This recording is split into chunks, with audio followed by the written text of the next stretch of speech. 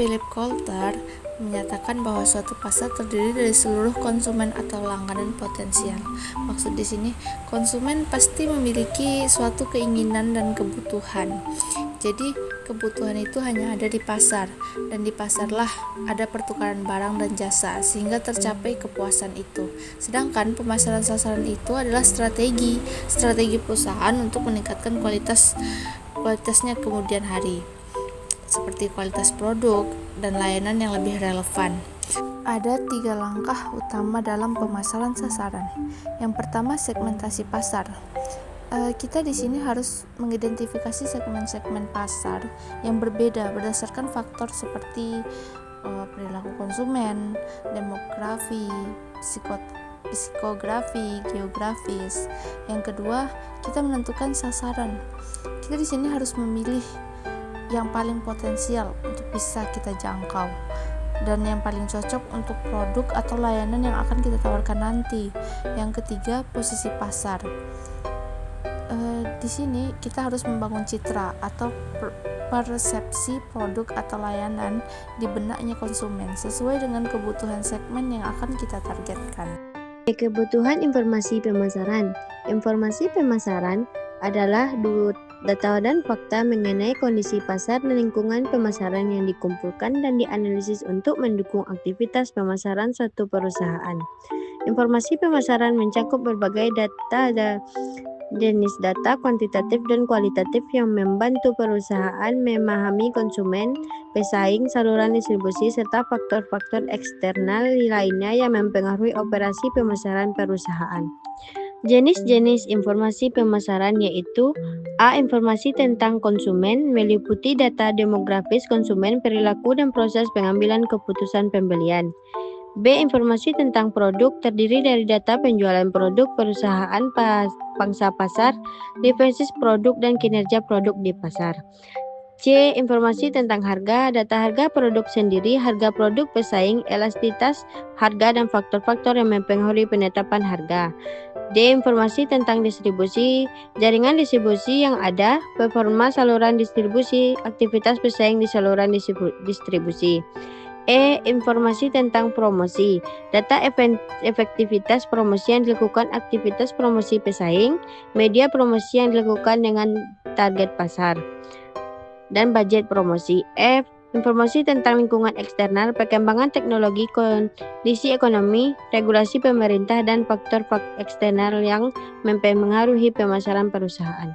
Perangkat sistem informasi pemasaran berdasarkan fungsinya terdiri dari 2 elemen utama, yaitu tujuan fungsional dan tujuan teknologi informasi. Berdasarkan fungsi tujuannya yaitu 1. Orientasi pelanggan, 2. Menjaga elemen bauran pemasaran, 3. Tantangan dalam melakukan riset pemasaran, 4. Analisa informasi, 5. Akuntansi terbaru, 6. Dapat mengendalikan pemasaran, 7. Penggunaan informasi periode sebelumnya, 8. Dapat membuat forecasting.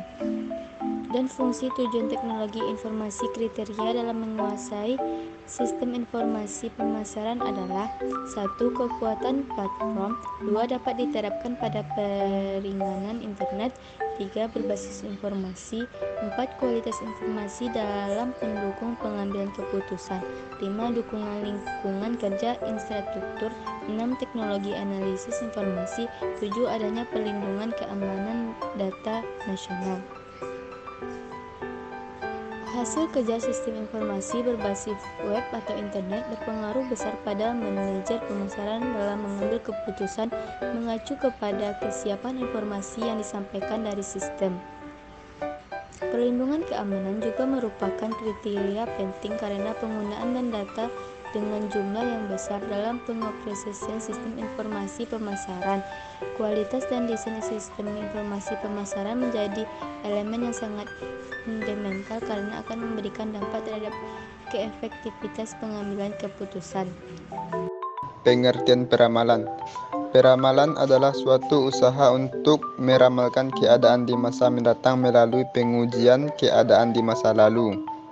Handoko 1999. Hal ini dapat dilakukan dengan melibatkan pengambilan data historis dan memproyeksikan ke masa mendatang dengan suatu bentuk model matematis kuantitatif atau bisa juga merupakan produksi intuisi yang bersifat subjektif atau kualitatif.